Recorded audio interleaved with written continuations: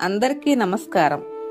ఈరోజు మనం చెప్పుకోబోయే కథ పేరు 6 రూపాయలు.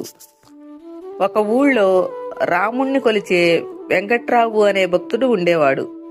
అయితే అతడు బంగారం పట్టినా మట్టి అయ్యేది. దాంతో దరిద్రాన్ని అనుభవించేవాడు. ఒకరోజు అతని భార్య అతనికి ఓ సలహా ఇచ్చింది. రాముణ్ణి మన దరిద్రం తీర్చమని ప్రార్థించరాదు అని చెప్పింది. ఆయన మీ కోరిక తప్పక తీరుస్తాడు కదా అని చెప్పింది. పిచ్చిదానా, మనకేం కావాలో ఆయనకు తెలియదా? అందుకు నేను ఆయనకు సూచనలు ఇవ్వలేను అని అతను ఒప్పుకోలేదు. ఆ రాత్రి రాముడు అతని కలలో కనపడి చెప్పాడు, నీ ఇంట్లో గూట్లో 6 రూపాయలు ఉన్నాయి కదా, అవి తీసుకొని రేపు సాయంత్రానికల్లా నువ్వు పెద్ద బజారుకు వెళ్ళు.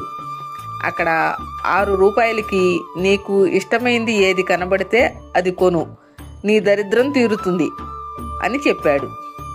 ఉదయం నిద్ర లేవగానే తన భార్యకి ఆ కల గురించి చెప్పి అతను సైకిల్ మీద పెద్ద బజారుకు బయలుదేరాడు.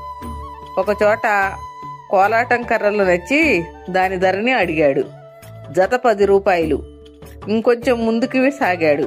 వేలంపాట వేసే ఒక హాల్లో బొమ్మలన్నీ వేలం వేస్తున్నట్లు బయట బోర్డును చూసి లోపలికి వెళ్ళాడు. గోడకి ఒక పెద్ద చిత్రకారుడు గీసిన బొమ్మలు వేలాడుతున్నాయి. వాటిని కొనటానికి ఖరీదైన దుస్తుల్లో డబ్బున్న వాళ్ళు చాలా మంది వచ్చారు. అతను వెనక్కి తిరిగిపోతుంటే పిచ్చి గీతలతో గీసిన ఒక బొమ్మని చూపించి చెప్పారు నిర్వాహకులు. దీని పేరు శ్రీరామచంద్రుడు. దీన్ని గీసిన దీపక్ అనే 6 ఏళ్ల కుర్రాడు. మా పాట 5 రూపాయలు. చిన్నపిల్లాడు గీసిన ఆ నైపుణ్యం లేని బొమ్మని కొనడానికి ఎవ్వరూ ముందుకు రాలేదు. అట్టహాసంగా పెద్ద చిత్రకారుడి బొమ్మల వేలంపాట మొదలవటం కోసం వారంతా వేచి చూడసాగారు. మొదటిసారి 5 రూపాయలు, రెండవసారి 5 రూపాయలు. అది రాముడి బొమ్మ అవటంతో వెంకట్రావు గట్టిగా 6 రూపాయలు అని అన్నాడు. 6 రూపాయలు ఒకటోసారి, రెండోసారి. దాన్ని కొనటానికి అక్కడున్నవారు ఎవ్వరూ ముందుకు రాకపోవడంతో మూడోసారి అని డబ్బు తీసుకుని ఆ బొమ్మని వేలంపాట నిర్వాహకులు వెంకట్రావుకి ఇచ్చారు. అక్కడున్న వాళ్ళంతా ఆ బొమ్మని కొన్న వెంకట్రావు వంక వింతగా చూశారు. వేలంపాట మొత్తం ముగిసింది అని చెప్పారు నిర్వాహకులు. అదేమిటి, ఇంకా గోడకి వేలాడే ఆ అసలు బొమ్మలని వేలం వేయాలిగా అడిగారు కొనడానికి వచ్చిన వాళ్ళు.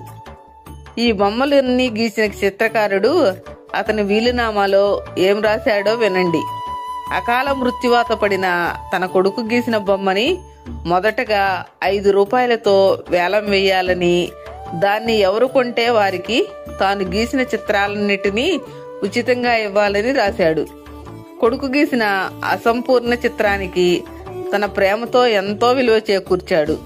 ఎందుకంటే తండ్రిగా తన కొడుకు గీసిన బొమ్మ మీద అతని ప్రేమ అలాంటిది. కాబట్టి మీరు కోరుకున్న చిత్రాలన్నీ మీరు ఇతడి నుండి కొనుగోలు చేయండి అని చెప్పారు.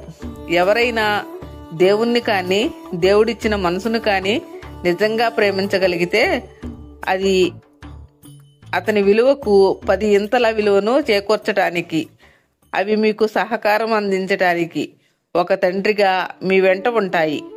ఆ ప్రేమని పొందగలిగిన వాళ్ళు నిజంగా ధన్యులు.